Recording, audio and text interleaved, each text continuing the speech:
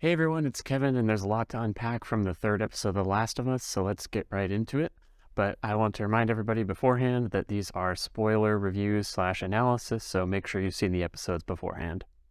So, episode 3 of The Last of Us takes us on sort of a side mission, but there is still reason behind it, and it helps to build our world, give us context for our characters, and most importantly, help to develop the purpose behind our characters' motivations. So, obviously, a lot of this episode revolves around Bill and Frank, and I think what these characters really show us is the possibilities that can come with vulnerability and opening up to love, even in an apocalypse. So right off the bat, Bill and Frank share a meal, which is a common writing technique used for building relationships. But I think the moment that really struck with me where I saw that something was coming from this was when they go to sit down at the piano and Frank is a little bit rusty, but Bill is open to getting on the piano himself. But you see that there's this important shot through the hallway where Bill has his back turned to Frank. And for this character that's been already built up as rigid, cautious, and very strict in his discipline, in a weird way, just turning his back to this random guy he met within an hour ago is kind of the biggest sign of trust that he could show. And from that moment on, we kind of get this blooming relationship that survives them through the end of their days in this gloomy world.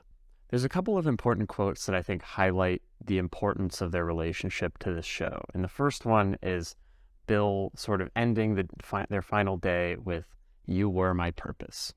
Much of The Last of Us is going to revolve around love and why our characters do what they do. I think connected to that quote about purpose, Bill also says that he wasn't afraid until Frank arrived. What this quote tells us is that love can get in the way of survival, but at the same time, it's also the reason to keep going.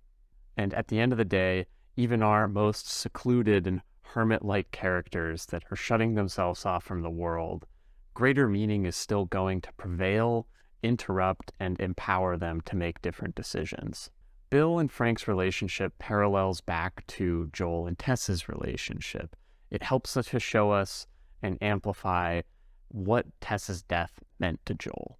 You can tell when Ellie starts reading that letter at the end of the episode that there's going to be a moment when it stings. Something is going to twist the knife in Joel, and that happens when she reaches the section about Tess and stops reading. When Joel steps outside, you can see that he's burdened by the fact that he didn't have this peaceful, caring way out that Bill and Frank had.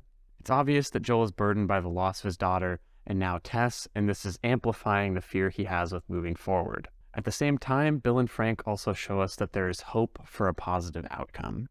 Bill's character arc shows us how a person can change from being a defensive and lonely individual into somebody open to the greater possibilities of the world. Joel's character arc, on the other hand, now leaves him in a spot where he's afraid to open up, but he's kind of doing so whether he likes it or not. This brings us to Joel and Ellie's relationship and how that develops over the episode. We finally get this moment where Joel confirms that he's going to go on this greater quest with Ellie across the country.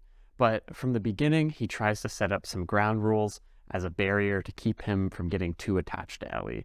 The only problem is that he knows that she's going to break them, she knows that she's going to break them, and she basically tells him this from her immediate response to him, where she's sarcastic and doesn't actually repeat the rules back to him.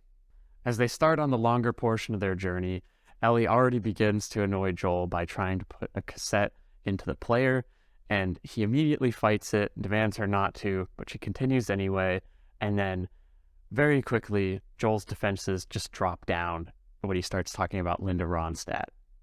In this brief scene in the car, we get so many little things that happen where they go from a really rapid fighting to breaking down all the barriers that Joel has put up, and now they're having a bonding moment.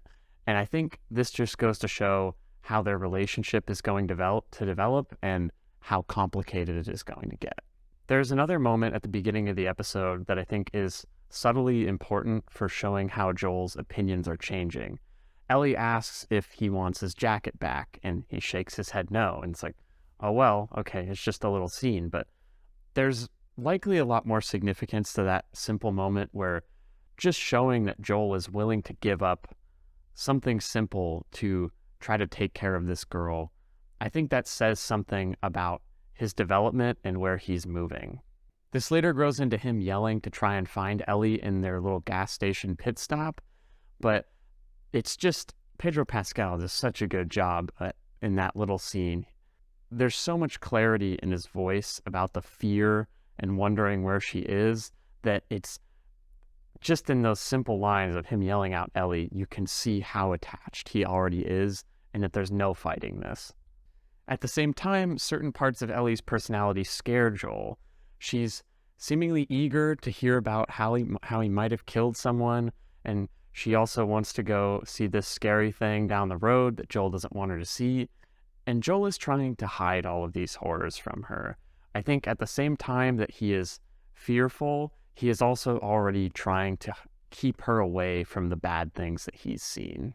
When Ellie sees the mass grave, I think it's sort of a wake-up call for maybe her eagerness in the world, and she sees how kind of messed up things can be.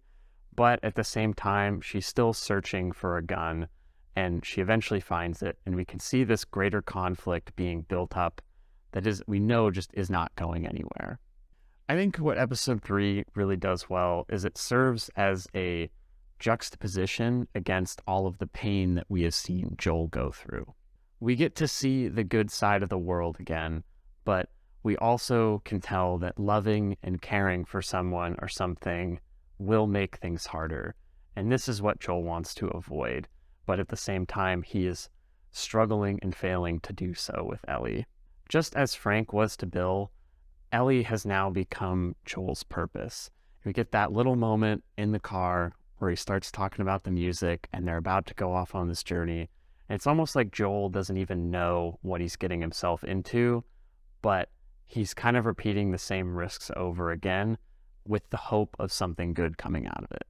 At the same time, we have all these conflicts forming in the undercurrent with Ellie finding the gun, and she's cutting up this zombie down in the basement of this gas station, which could show maybe a different perspective on the human side within a zombie than maybe from what Joel has.